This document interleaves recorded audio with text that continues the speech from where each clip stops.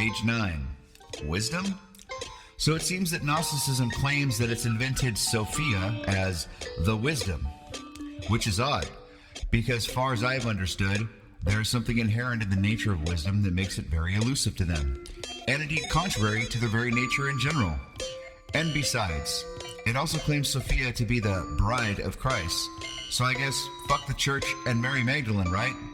Or is it more likely that Christian writers, thinking themselves clever, tried to not only make Christ not a type to hang out with naked children and a harem of men, but rather one who has a bride that is wisdom? Boy, is that ever a stretch of the headiest bullshit. I do not intend with this section to just shit talk women, even though in the current age more really should.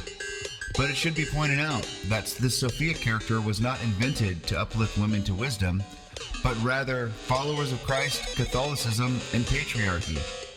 When women try to be as men, they do not gain power or freedom, they lose both. Now, it is true that from time to time appears a superwoman who can stand shoulder to shoulder and lead with the best of men, and this is not only good, but a great thing.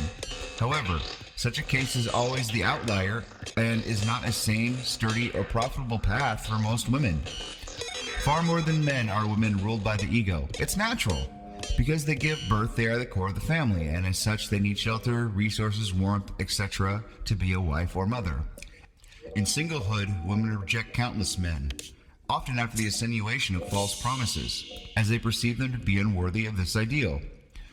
Women, presuming to be dispensing wisdom, quickly become swollen of ego. Instead of teaching, they become a narcissist, amazed at the sudden overabundance of suitors. An old woman may possess the ability to interpret wisdom, but a young one never. Can a woman in singlehood truly treat all men with dignity and respect? No, absolutely not. From an evolutionary standpoint, she actually should not. In an instant, all are beneath her. Those, of course, seeking for her wisdom, she has none, walk blindly into being her perceived prospects. And worse still, they gain in place of wisdom, elevation or rejection based on her egoic projection and sexual desire, and all is lost. Page 10, a brief note on truth. Truth is a word that sadly is so misused that it cannot reliably even describe that which it is intended to define. In other words, the word truth is often used to tell lies.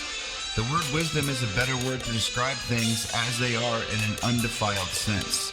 If something is actually pure and undefiled, then and only then it is deserving of this title, wisdom.